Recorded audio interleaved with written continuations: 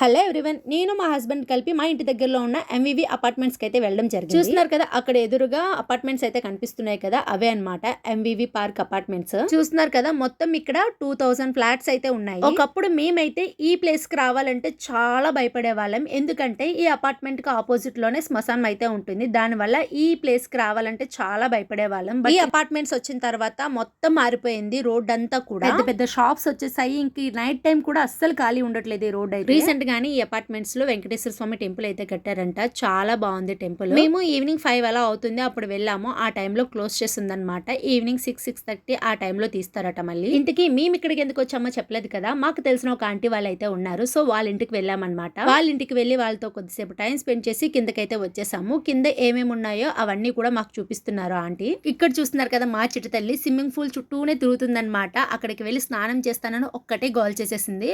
లేదు ఇంకొక రోజు వద్దామని చెప్పి ఏదోలాగా తీసుకొచ్చేసాము. ఈ అపార్ట్మెంట్స్ లోపలికి వెళ్ళి బయటకు వచ్చిన తర్వాత నేనైతే ఏదో వేరే ఊరు వెళ్ళి వచ్చినట్లే ఫీల్ అయ్యాను. లోపలైతే అలా ఉంది. మరి పిల్లలు ఆడుకోవడానికి, ఇంకా వాకింగ్ చేసుకోవడానికి, జిమ్ చేసుకోవడానికి అన్ని ఫెసిలిటీస్ ఉన్నాయి లోపల. నా వీడియోస్ మీరు మిస్ అవ్వకుండా ఉండాలంటే వీడియో లైక్ చేసి సబ్స్క్రైబ్ చేసుకోండి.